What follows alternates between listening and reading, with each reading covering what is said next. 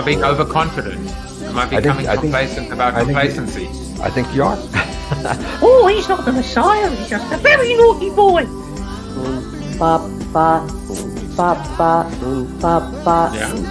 Yeah, I've got big ears. Brian just wanted to see anyone. Piss off. That's the one.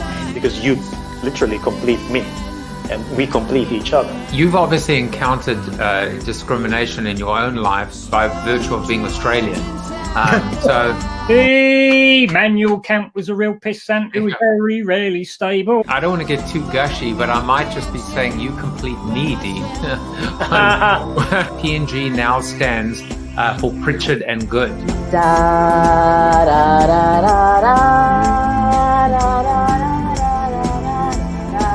Branding is not a bad blind date. Look at you! You are insane! How did I do that? You're How insane! did I do that? You're insane! That's how it goes. Guess where I am, everyone? I am in the boardroom where Don Draper graced the floors, the Madison Avenue, the height of Madison Avenue, the time when creativity and Kodak memories were created. Of course, you all, I'm sure many of you have seen Mad Men. This is the boardroom of, what was it, Sterling Draper, I forget the full name. I'm sure I'll probably see it in the comments. But I am sitting down with just a terrific person, a great man, a friend, someone that the last time we got together, we spoke for about 2 hours about Madison Avenue Manslaughter. There is a lot of blood. In fact, I used to work at Ogilvy and Mather, and the colors of Ogilvy are red, and the carpets were red, and those red carpets, I think, are stained with blood after rounds and rounds of layoffs. It is tough right now in and on Madison Avenue. In fact, most agencies aren't even on Madison Avenue anymore, but more on that soon enough. Mr. Mark Masters is here. He said, hi all from the sunny seaside across the pond. Go smash it, Don. Well, that would be Don Draper, no doubt. But before we get into Don Draper, let us take a moment. And I told you there'd be blood, by the way. There's going to be a lot of blood. There will be blood. Oh, yes, there will be blood. Hello, Ann Bowman, who's becoming a regular. I love seeing your name. Hi from Denver, Colorado. Jack Trout is my favorite marketing mind. He is fantastic. I've met him a couple times, and I've enjoyed every single time. He is legendary, as is Michael Farmer, as is Philip Kotler, and the crew of OGs. But today is National Pizza Day, and I'm fairly certain you might not want to be going out and getting a getting a pizza or ordering in with all the blood in the background. Let's just say it's from the pepperoni, shall we? I just want to make sure that you don't lose your appetite on this show.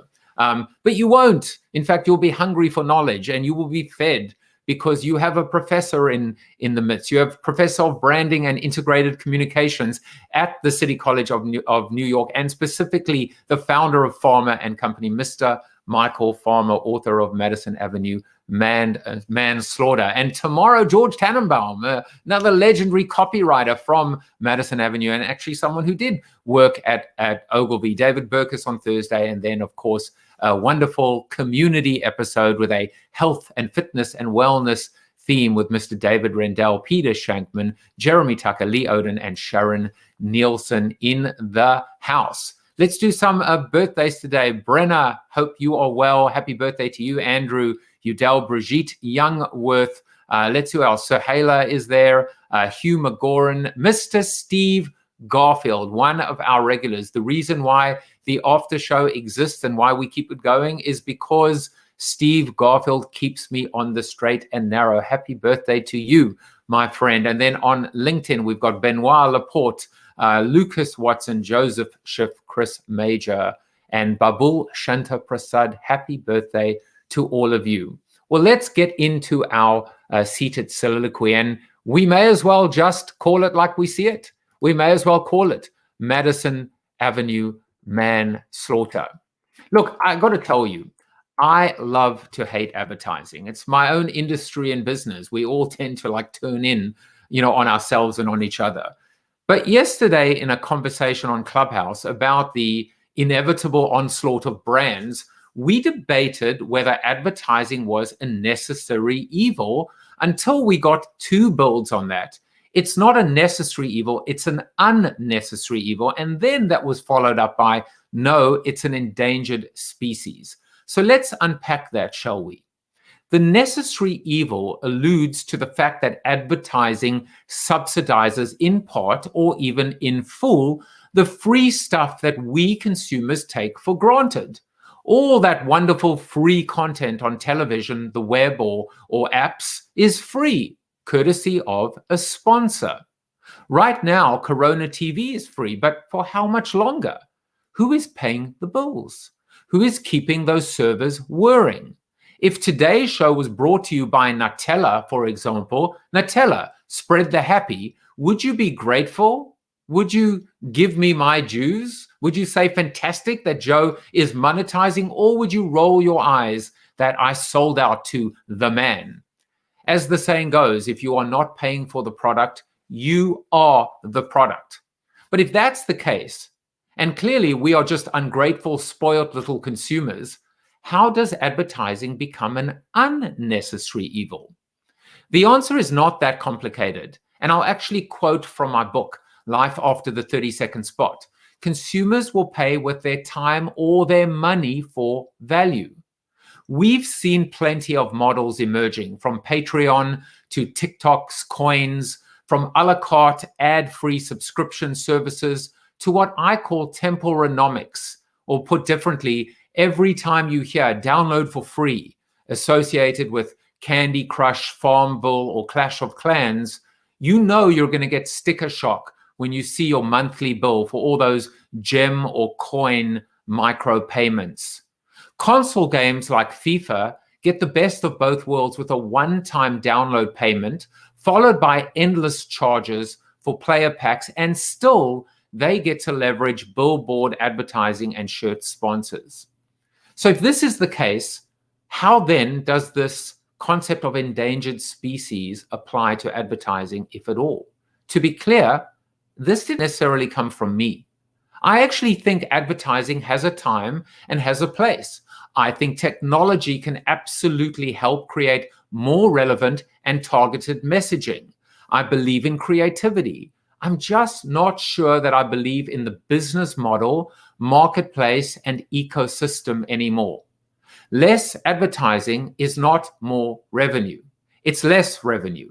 You don't need to be a rocket scientist to do the math. So perhaps it would be more accurate to say that Madison Avenue is the endangered species rather than advertising. Well, I know that my guest today, Michael Farmer, has a clear and firm point of view on that. So let's ask him, shall we? Well, I know by the way, Michael, I'm sure you like the blood dripping from Madison Avenue Manslaughter in that soliloquy. But let's give you a little bit of background. Michael Farmer grew up in the Midwest near Chicago. He was the first of his family to go to college, Princeton, on a Navy scholarship. He spent 5 years as a naval officer, went to Harvard Business School, and then straight into consulting with Boston Consulting Group and then Bain & Company, two amazing consultancies. He started his own firm in 1990 and has worked with ad agencies on strategic business matters. He writes daily, serves clients daily, and teaches weekly. But the real question is, what does he do monthly? Let's ask him. Michael Farmer, we know what you do daily and weekly. What do you do monthly? I mainly worry about where my clients are going and whether they're going to survive their own managerial incompetence. Because Madison Avenue Manslaughter is about the death of the organizations that create the advertising. And it's not because there are new competitors that are doing them in, although they exist. The problem is their managerial competence in running big, global, decentralized organizations. And that has been my concern for the last 30 years because they're my clients. And I take some pride in thinking that I can help them. But, God helps him who helps himself. So we're going to get to that. Let me ask you a question. Would you begrudge Nutella being the sponsor of the show? Nutella, no, absolutely not. If Nutella could give you money for appearing on the show, and as a result of appearing on the show, Nutella's sales would grow, that would be what they call a win-win. That would be a good thing, and it wouldn't bother me in the least. That would be great, but I have cycled between I would say unofficial sponsors like Planet Fitness, Nutella, my wife's company, Things I Love 203, Dandy Wine and Spirits, which is Nick Johnson's brother's liquor store in New Jersey. We've had a lot of fun on the show, but one thing is for certain, and you know me, I am never predictable and never standardized. I don't love the status quo much, and neither do you. You've been trying to infuse this culture of change, but we'll get to that soon. First of all, let's get to know you. Let's get to know some fun facts about Michael Farmer. Well, we found out obviously earlier the fun fact about you that, well, it's not really a fun fact, but a naval scholarship that had to have been an incredible experience. How did that shape you? And create the man that we know today? Well, I was the first kid from a not very rich family who went to college. And I was lucky enough to hear that the Navy would pay tuition, books, and $50 a month to anyone who won the scholarship if they agreed to spend all their summers during college with the Navy and an additional 4 years afterwards, which turned out to be 5 as a result of decisions that the president made. So I was lucky. I was able to both get into Princeton, which was unusual for the high school that I went to, and unusual that I got into the Navy program. And those two things were really changed my life, I think, in many ways, because it opened doors that a kid from the Midwest had never seen before. It was just a wonderful experience. So then, as you went through your life, you really encountered what would be stardom in the sense that you used to be the head of a rock band. I mean, how many people know Black Dirt Farmer and the Rocking Amadons? And I mean, this is kind of crazy. I had no idea. But all I know now is that you were loud, bad, mad, bad, and dangerous to know and threw a good party. We were loud. We were like Spinal Tap, the world's loudest band. It was a way of bringing some entertainment to Princeton, which was then an all-male college. And we were only allowed to have 7 weekends a year in which you could have paid entertainment at any of the clubs where the parties went on. So we thought, well, hell, if we start our own band, we can have unpaid entertainment all the time and attract women to come. And it was fun to be the head of a band that was not very good, but was loud and could throw a good party.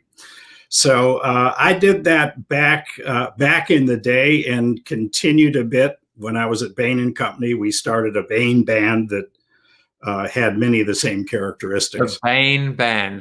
Bain band, yeah. The first Bain band was me and a couple guys.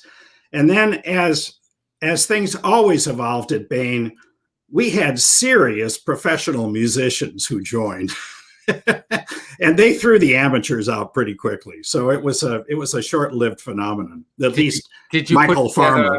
Did you put together a matrix in terms of all the songs categorized by how much the crowd loved them and monetization? I can see a Bain model. The Bain band must have been equally left brain and right brain. Well, no, it was actually, there was something else going on, Joseph. Back in the early 80s, it was an extremely secretive organization. It didn't talk about who its clients were. It didn't talk about how big it was. And it was stunned in the early 80s by an article that appeared in a magazine called Those Who Can't Consult. And it was an inside expose of the firm and who its clients were. It treated Bill Bain like the Reverend Sung Ming Moon, and so forth and so on. It was so traumatizing that we invented a bunch of lyrics to poke fun at the article and restore a little bit of morale. So we didn't put any 2x2 matrices up. We didn't do anything like that, but we tried to bring some levity to what was considered to be a serious situation.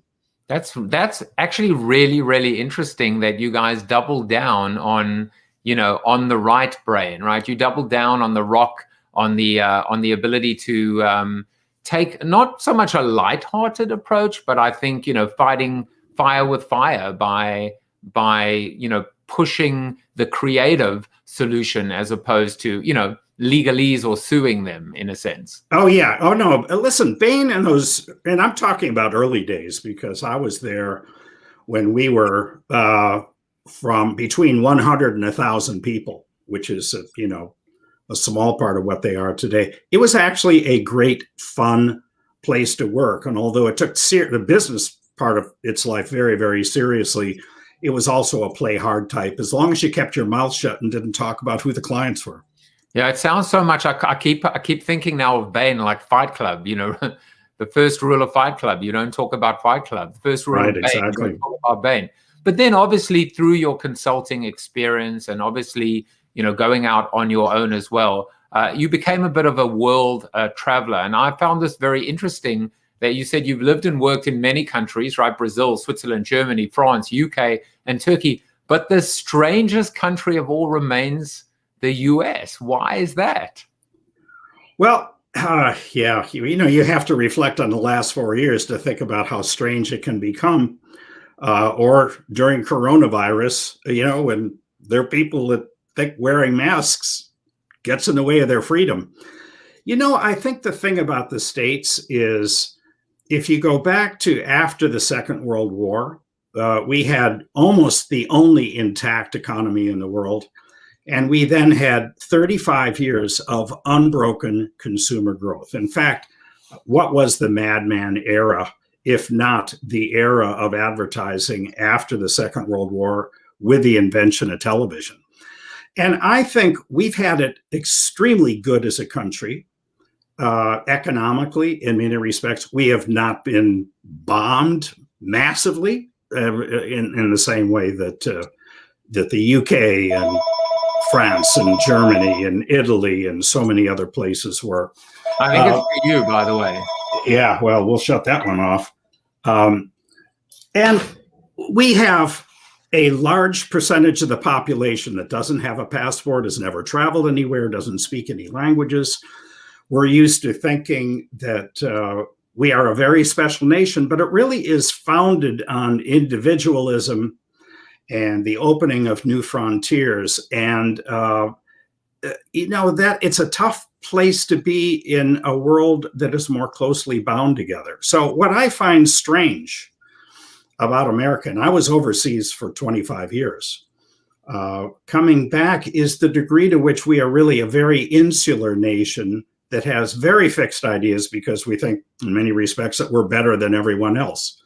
Whereas those places that I've lived have had government takeovers, they've had rampant inflation, they had post-war damage that needed to be fixed. They've had many, many crises. And the interesting thing about it, in my view, is that the individuals in those countries are relatively well-rounded people who have not only an interest in business and economics and the well-being of their families, but hobbies and a sense of empathy and a greater feeling of community with one another. At least that's been my personal experience. So I still find this a strange place to have come back to after being gone for 25 years. And I'm always adjusting. And of course, the last couple of years have really been strange. I think it's so interesting to hear that insight. And, if you kind of read between the lines, I think there is certainly a common thread with respect to understanding change, understanding arrogance, hubris, holding on to the past. But really, it's that insular nature that you talk about. The only way sometimes to understand a position that one is in is to take a step back, contraction, the ability to step out and then almost observe the status quo from an independent, objective perspective and recognize some of the most absurd things that go on. It is what Borat, Sacha Baron Cohen, has brilliantly brought to the table with USA. It is the same chant, of course, that was echoing through the Capitol building on January 6th. As the windows were being smashed, it was USA, it was US. The same patriotism that suddenly those three letters, USA, took on a whole completely new meaning and context. And that's why when I saw you wrote that, I was like, I wanted to talk about that because I feel like it is a real parallel for you in terms of bringing your thinking, your insight and intellect to the table to help transform or reform Madison Avenue. Before we get to that, well, let's just talk about the Stupid Bowl. I mean, the Super Bowl, which I don't know if you saw this. This just flashed in front of me about 30 minutes before the show began. That actually ratings, I'm stunned by this. Ratings were actually down with everybody stuck at home. How is that even possible? Super Bowl 55 ratings for 15%. With 96.4 million multi-platform viewers. So the game broke streaming records, but the lowest linear rating since 2006. What's going on here? Well, gee, I'm an amateur when it comes to this, but you have to remember that in the days when we showed up in offices in our own organizations, or we went to clients and we were in their organizations, there was always a huge buzz about the Super Bowl and people talking about it around the water cooler and in Starbucks. And of course, that buzz hasn't existed this year because we're all in our little bubbles. Yeah. So there didn't seem to be much of a build up to it other than what was in the trade press. What are the ads going to look like? Who's going to be in it, et cetera. There wasn't that excitement. We're probably dealing with our own issues at home, and tuning in was an afterthought. It really was an afterthought. And I would say probably the actual result was a little bit of a blowout in the end. So there was maybe a tail off in the third and certainly fourth quarter. But I think it's interesting because to me, that is the last bastion. That's the last piece to fall when in terms of the impregnable armor of Madison Avenue, the Super Bowl, the ability to reach, we were told 120 million households. Those were the numbers where the Super Bowl was building up to be. And now under 100 million, I think that's got to make a lot of people pretty concerned. Yeah, I think I've always thought, I reflected this year that the agency's excitement about Super Bowl, it's sort of the last chance that you get to do a 30-second broadcast TV commercial that's going to reach a lot of people. Line a broadcast TV and that advertising expense and social. The Super Bowl is the last place where somebody can do a 30-second TV commercial and have it seen by how many, tens of millions of people. So, but it is, sort of on its last legs, I think. So let's get into the discussion now on your terrific book, which I believe is now in its third. Is it in its third edition? Yeah, that's the black cover was the second edition. That's what that cover is. The third edition is in red. Here we go. And it was interesting. I got Martin Sorrell to write the foreword and to write a chapter in the book about his own career, which is kind of eye-opening in many respects. And I had to bring it up to date in 2019 as a result of the very dramatic changes that were then going on in the industry. And it hasn't changed. It's still moving in a downwards direction as a business, and that's what I want to emphasize here. That my interest is advertising agencies as corporations or partnerships or businesses that have income, costs, and outputs.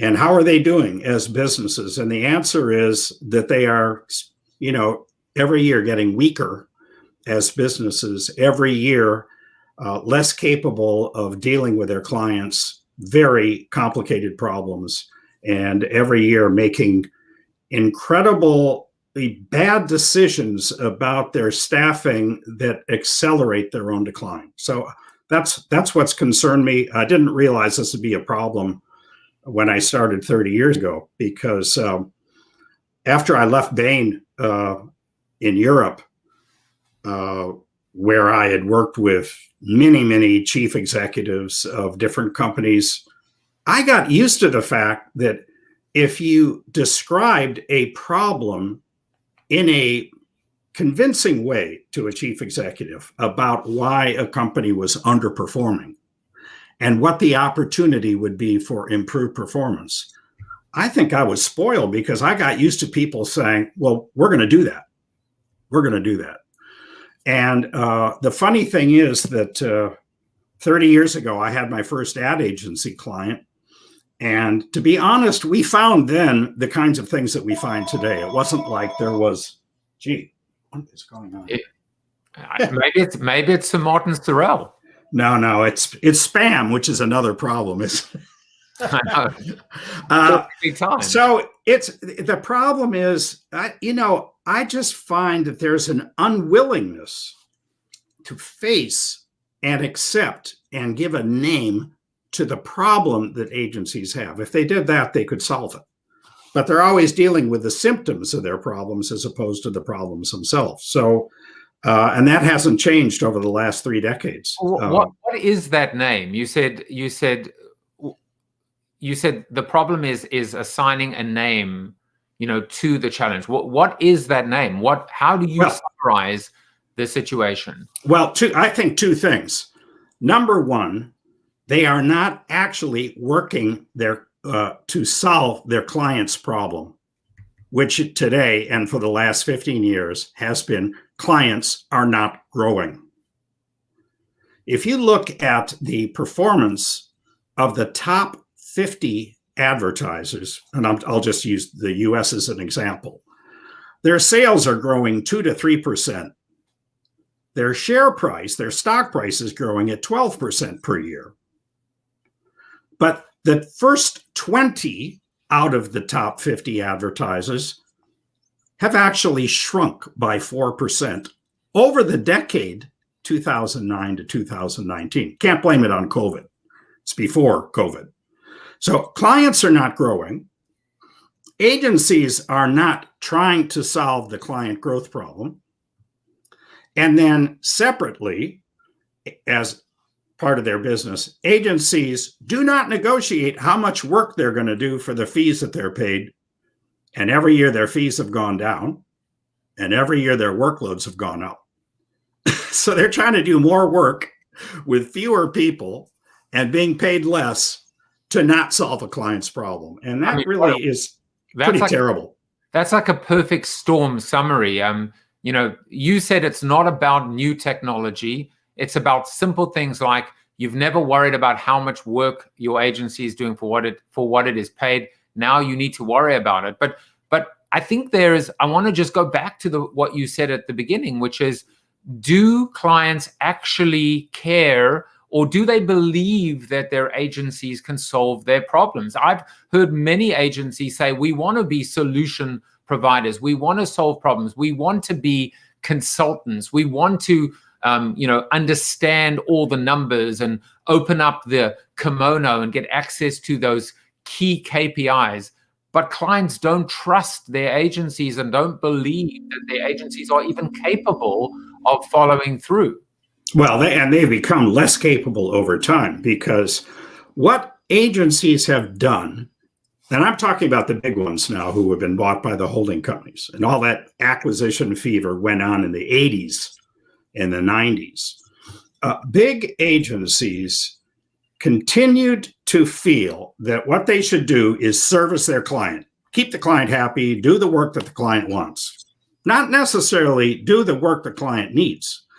I know from my consulting experience at BCG and Bain that the brief that you're given or that it caused an initial discussion is not necessarily the brief you want to work on.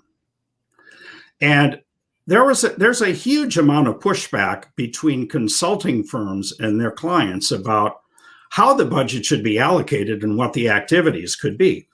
And you win that argument with a client if you say, look, I can think of a better program of work for the same amount of money that has a greater certainty of delivering positive results for your top line than the brief that you've given us.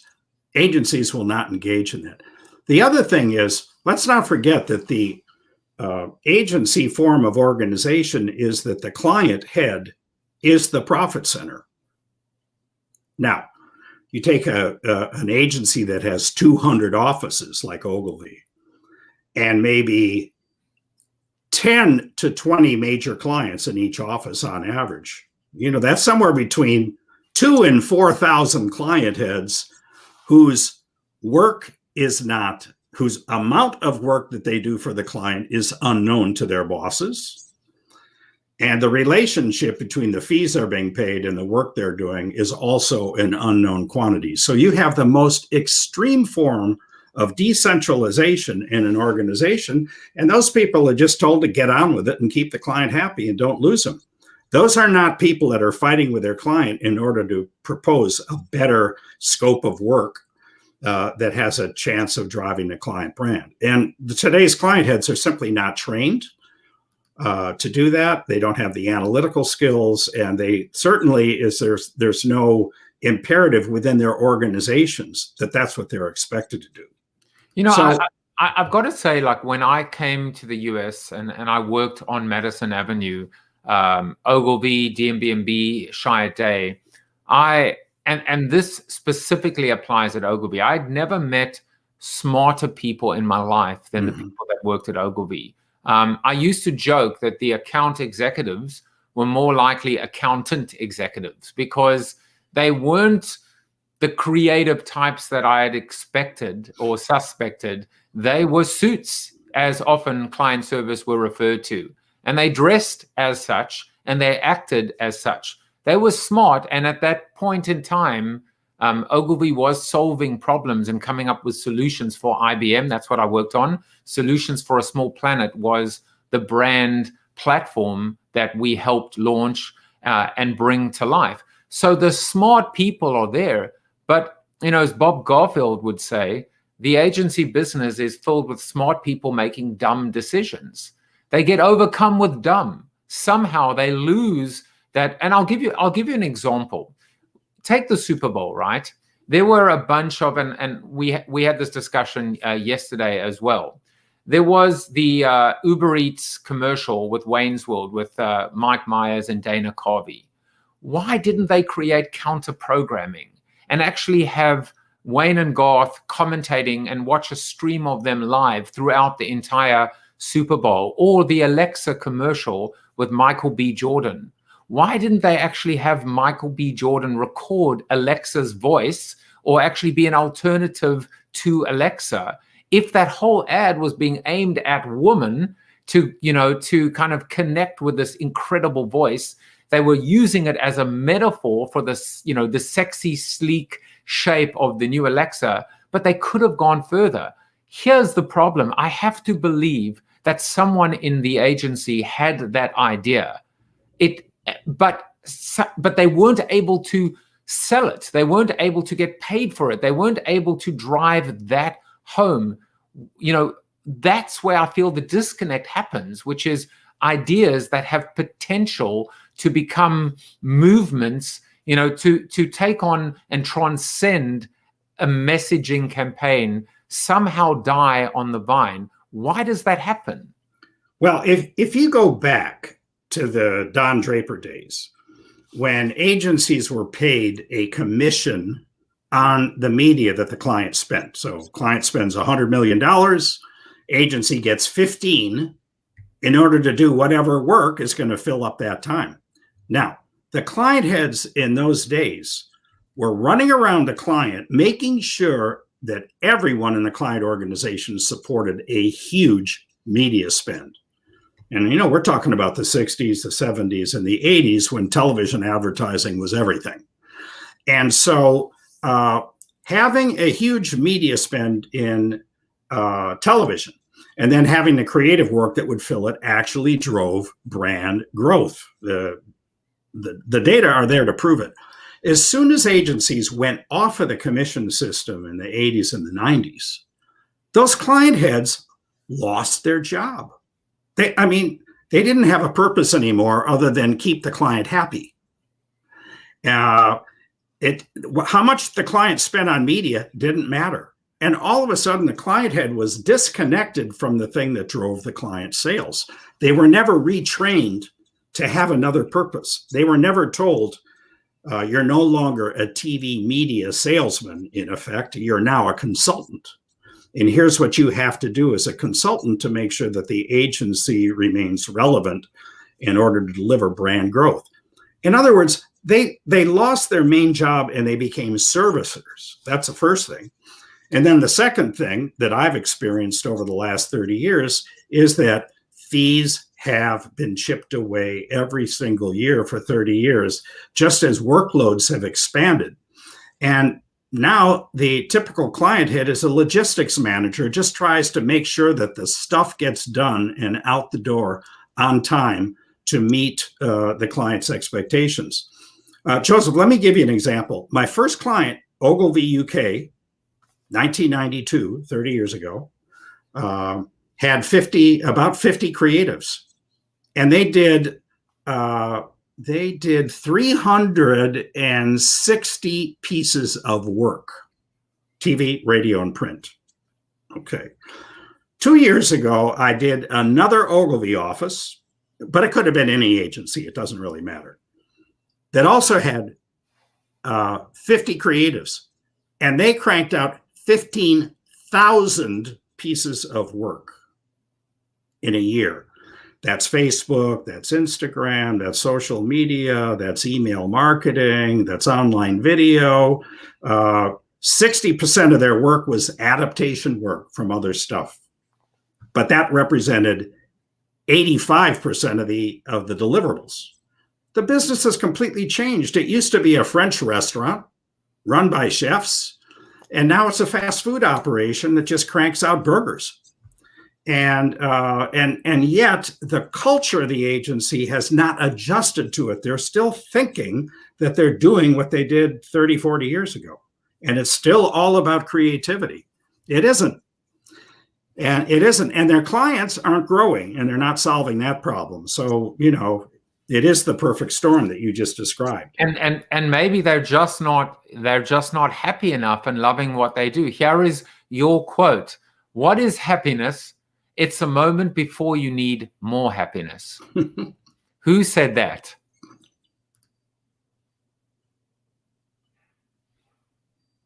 Do you have any idea who said that? Very profound, a philosopher of Madison Avenue. It was the one and the only Don Draper himself. What is happiness? It's a moment before you need more happiness. Are people just not happy anymore? Can we solve all of these problems, Michael, just by creating and opening happiness again? Or has the ship sailed? Are we too far gone?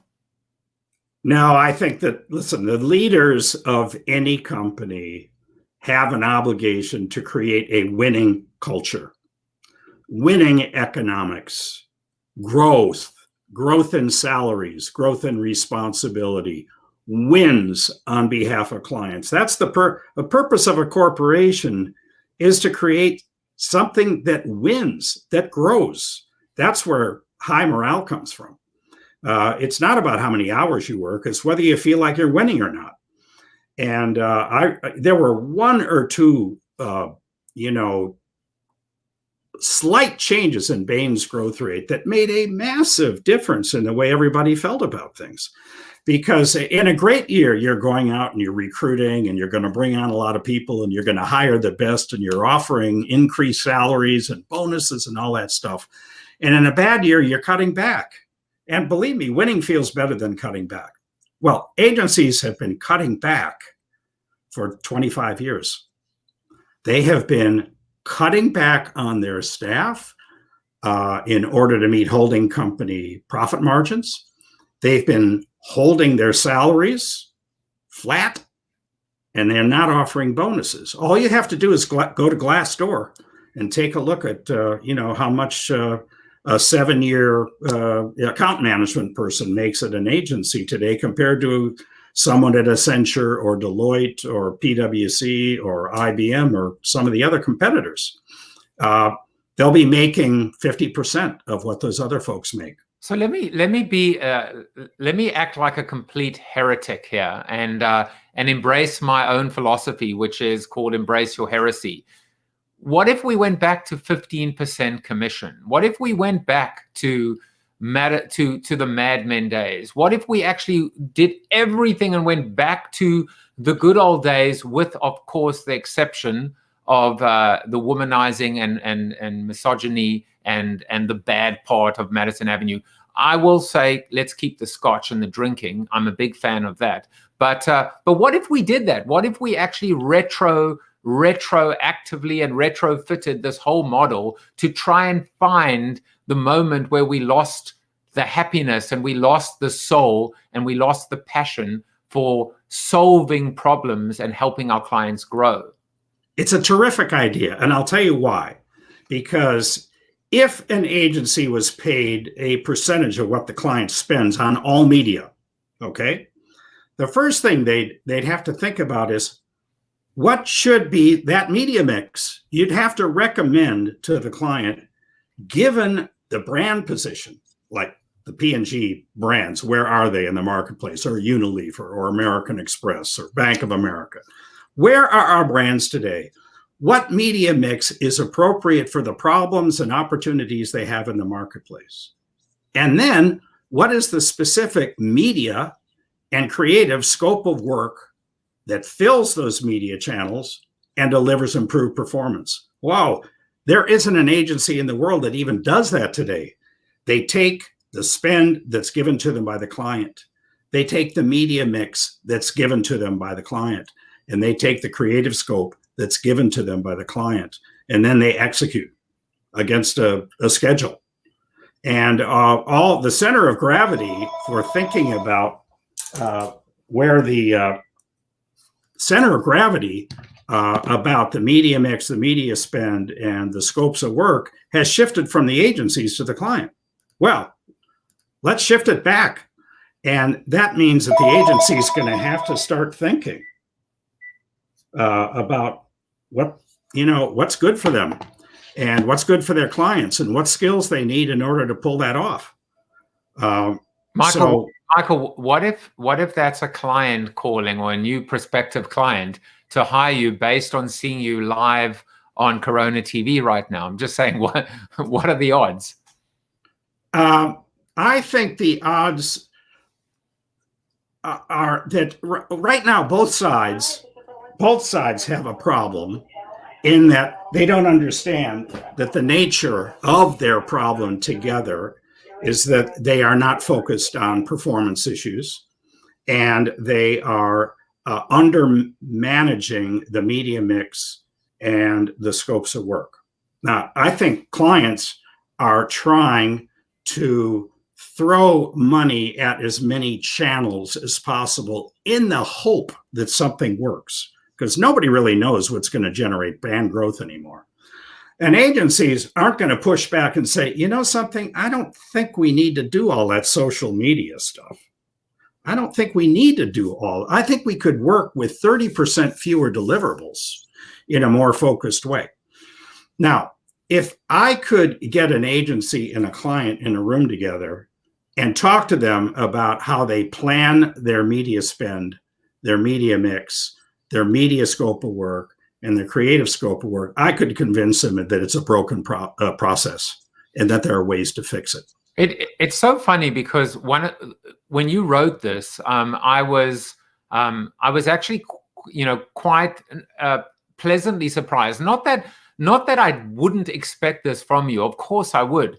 But this is how you summarize it, which is what keeps you up at night, what gets you out of bed in the morning is this question: how can I be more effective in getting people to acknowledge that change is required? Past strategies are irrelevant. This is what it comes down to, is convincing, as you said earlier, the C-suite that they need to shock the system, that they need to pull that emergency brake. They need to do a hard reset. Why are these companies not taking more drastic action rather than what I would call death by 1,000 budget cuts? They're looking at the wrong numbers. Let me take one of my most favorite examples, Joseph, and that's Burger King. Everybody knows Burger King. They know what the Whopper is. They know what the restaurants look like. And they certainly know, if they're in this industry, that it is the most awarded company, and the chief marketing officer has been named the global chief marketing officer, the genius marketing officer. What they've never looked at is Burger King's performance. It's published in QSR magazine, quick serve restaurant magazine, which shows that for the last 10 years, Burger King's sales per store, per restaurant, have been half of McDonald's. Half. McDonald's gets $2.5 million a year per restaurant. Burger King gets $1.3 million. And McDonald's continues to grow its sales per store in the States, and Burger King grows at a lower rate. And yet the industry is in love with moldy burgers. Pictures of burgers that are going rotten as a result of them having all natural ingredients. Now, if I were the chief marketing officer of Burger King and I felt that my sales per store were half of McDonald's, I don't think I'd be putting a moldy burger up there as an incentive for people to come in and try out our product.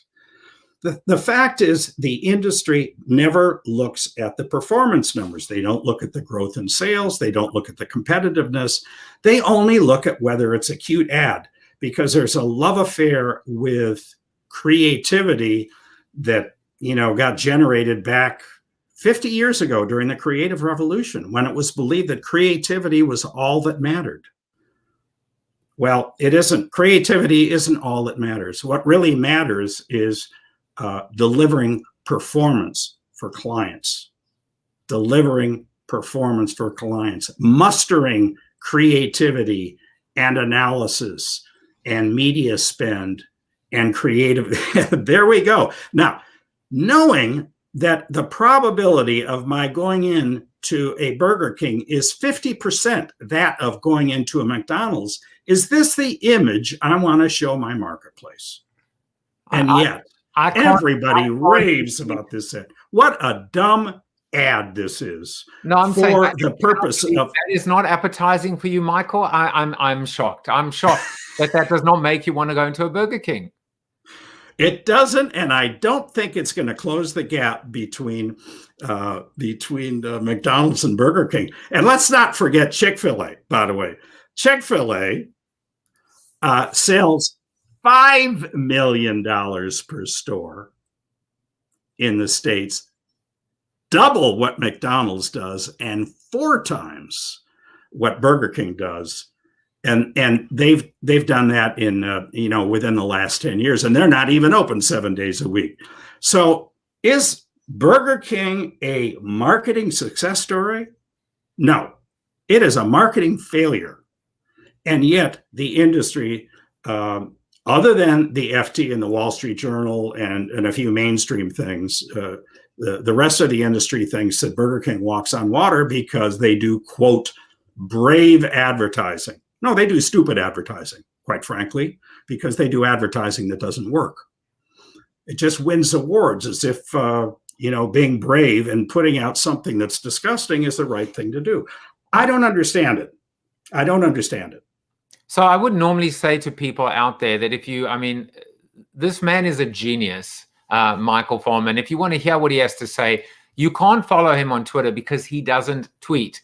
But he does write bi-weekly columns for Media Village, and all you have to do is go to the Google and type Media Village Farmer. You are the farmer of Media Villages.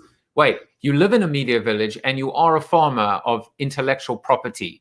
And that's how you can actually follow him and read what he has to say besides buying the book. But Michael, another thing that we were discussing before was mythologies about the past have a stronger grip than you ever realize. They cast a long shadow on the present. Is one of those mythologies creativity, or what are some of these mythologies that are somehow holding us back?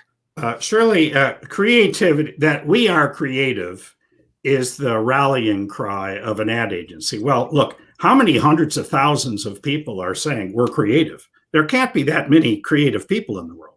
Secondly, I'm not sure that creativity should be the mission of an advertising agency. I think the mission should be, we are very good at mobilizing creativity on behalf of our clients and solve their problems. But that isn't all we mobilize. We mobilize our understanding of consumers. We we mobilize our ability to analyze business problems and competitive dynamics. So the mythology is creativity. The mythology is we're doing a great job and we're just not recognized for it. That's a mythology. They're not doing a great job.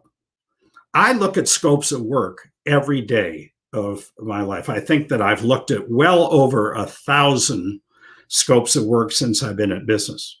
That is to say, the actual program of work that agencies are doing for their clients. A couple of things are true about those scopes. I'm the only one that ever counts up how many things they're doing and how much work that represents. And I'm usually the only one who knows, other than the client head at an agency, what work is going on.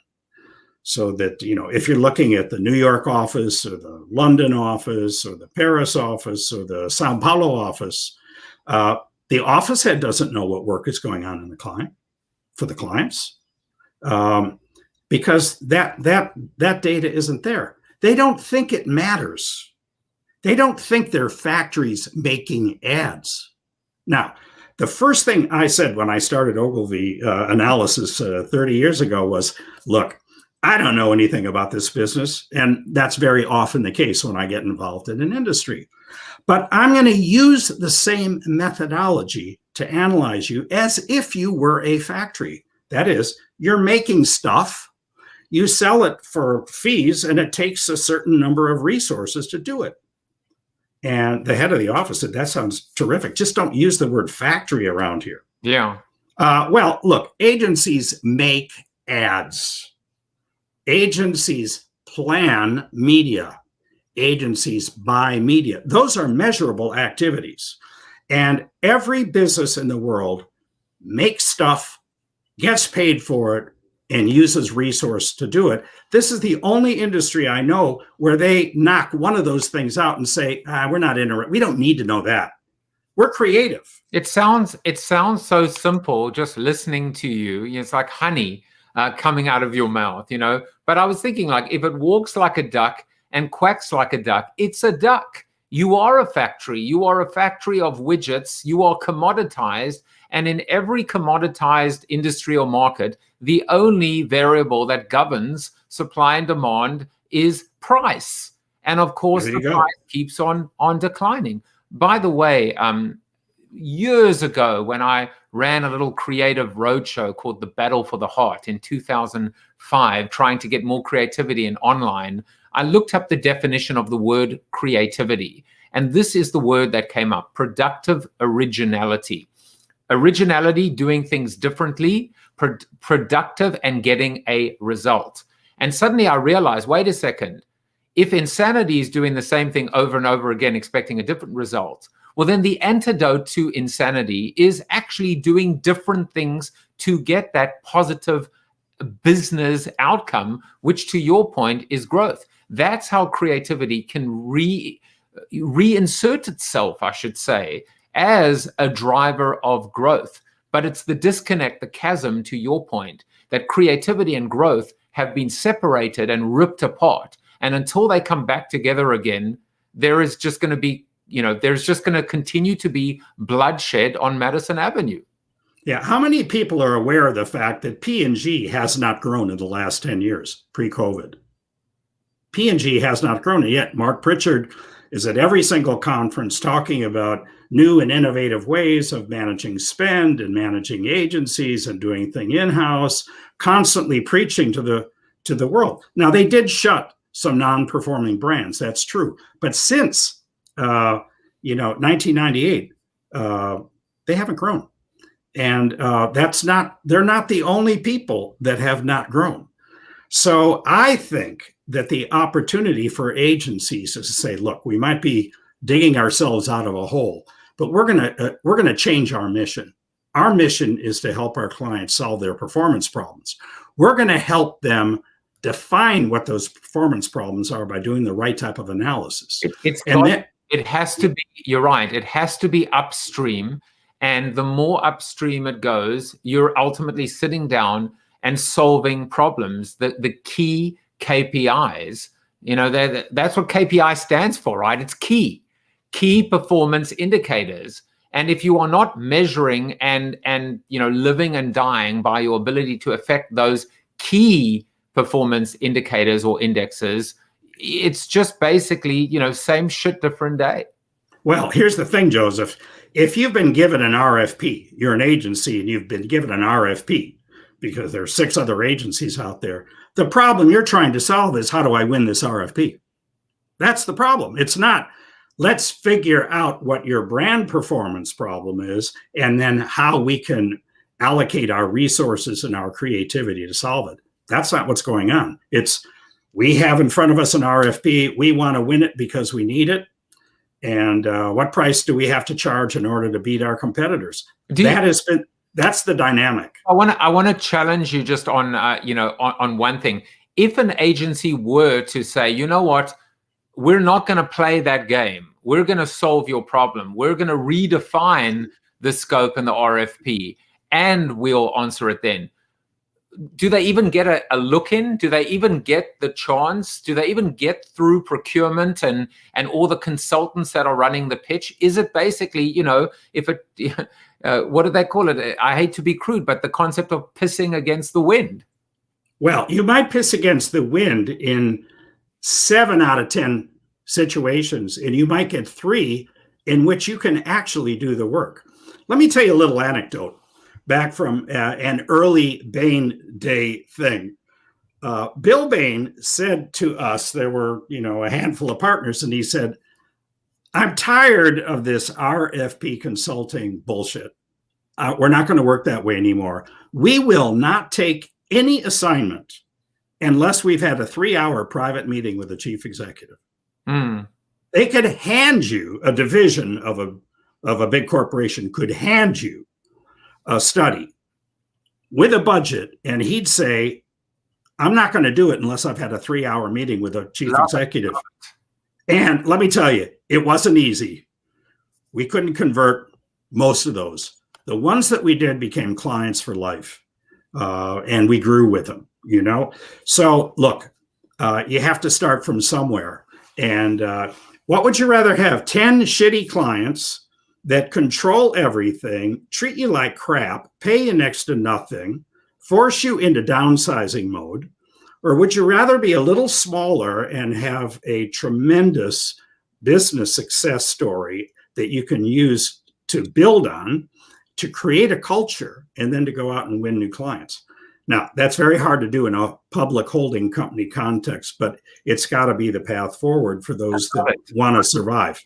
I love it. And it makes so much sense, right? Which is, if, for every 7, doors that get slammed, 3 get opened, and maybe even a door that wouldn't have been opened before gets opened because of this. It is a cultural shift. Michael, I see that we're up on the hour, and as always, we could talk for hours. And guess what? We've done it. We've done it. And guess what? We're going to go to the Zoom after show and continue this discussion. I want to ask you actually a question which I'm going to reserve for that Zoom after show, which is if you were in charge, or well, you can determine if you want to answer it now or on the after show. If you were in charge of one of the large holding companies, you were the grand poobah, what would you do? I would do one thing I would do for sure is I would say for every client we serve anywhere in the world, we are going to document and measure our scopes of work in a uniform way. Secondly, with that information, we are clearly going to find some clients where we're doing way too much work for too little fee and too few people, and we're either going to fix those situations or we're going to get out of them. And then the third thing that I'm going to do is I'm going to commit my agency to a mission where we are in business to help clients grow and solve their marketing performance problems. Those are the three things I do as chief executive of one of the big agencies. And then, there are a series of things that would begin as a result of that, one of which would be surely that we are going to review the performance of each of our client heads in running their individual businesses. Are they doing the right work? Is it the right quantity of work for the amount of money that we're being paid? Do we have the right resources on it to where we can hit home runs? And that type of a review process doesn't even exist. So there's a lot to do just for those three simple things. Michael, that is brilliant. And let me tell you, before I thank you, I have to thank Ann Bowman, who might have set a record for number of comments. She said, hard to believe how many folks don't listen to this sense making. You are a sense maker. Phil McIntyre says the state of the agency pitch process is ruinous. I didn't even know that was a word, but now I do. And Anne adds, this is so awesome. You are so awesome, Michael Farmer. And I can't wait to go to the Zoom after show. Anne wanted to know what the URL is. It's bit.ly/Corona TV after show. But before you go, you have to answer, speaking of ideas that can change the world and move mountains and industries, this week's Corona question is, what has been the single best idea that Michael Farmer has ever come up with in his life besides appearing on Corona TV? Well, I won't call it an idea. I'll call it a concept. And the concept is that most people in their lives and most organizations, as they are led, solve their symptoms and avoid understanding their real problem.